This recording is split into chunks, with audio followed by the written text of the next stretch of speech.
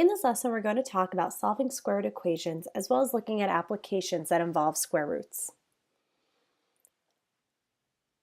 Our procedure for solving square root equations is to isolate the radical term on one side of the equation, apply the squaring property by raising both sides of the equation to the second power, and then solve that resulting equation.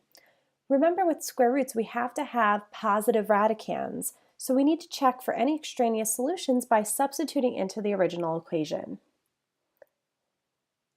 Let's solve the following equation and then check for any extraneous solutions. So I have the square root of 2x minus 1 is equal to 3.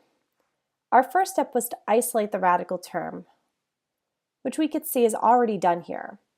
So the second step is to apply the squaring property, and all that means is that we need to square both sides.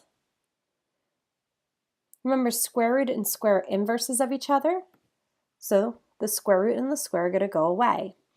I'm left with 2x minus 1 is equal to 9, and now we could solve this resulting equation.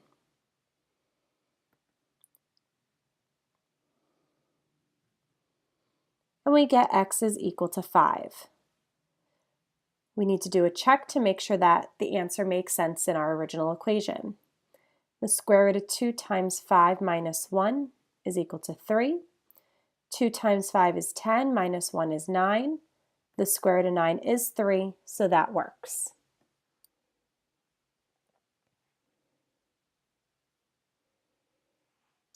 In our next example, we have the square root of 4 minus x plus 5 is equal to 8.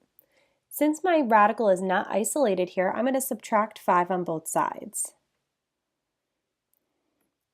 The square root of 4 minus x is equal to 3, and I'm going to apply my squaring property. 4 minus x is equal to 9.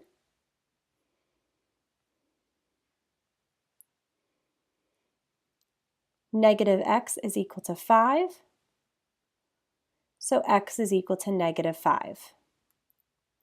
Again, let's check to make sure that our answer makes sense. The square root of 4 minus a negative 5 plus 5 is equal to 8. 4 minus a negative 5 is going to be a positive 9, plus 5 is equal to 8.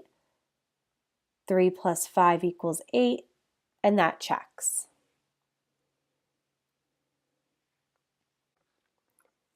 In this next example, we have the square root of 3x plus 3 is equal to 2x minus 1.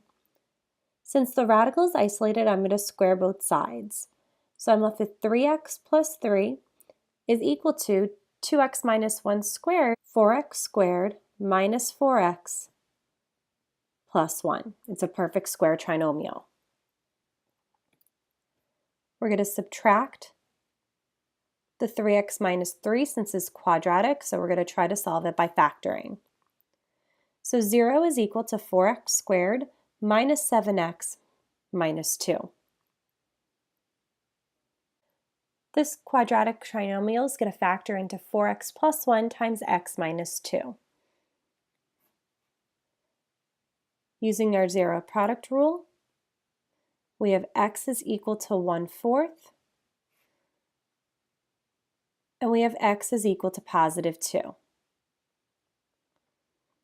That means we need to check both of these in the original problem to see if they make sense. When you check your result, you'll find that only x equals 2 is a real solution to the original equation.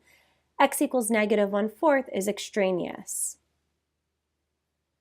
So this equation has one real solution, which is x equals 2.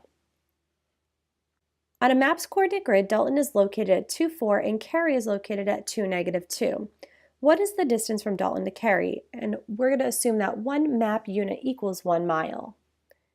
Before this, we're going to need the distance formula. So d is equal to the square root of y2 minus y1 squared plus x2 minus x1 squared. This formula is actually derived from the Pythagorean theorem. So we have d is equal to the square root of negative 2 minus 4 squared plus 2 minus 2 squared. So we have negative 6 squared plus 0 squared. square root of 36, so that's 6 miles.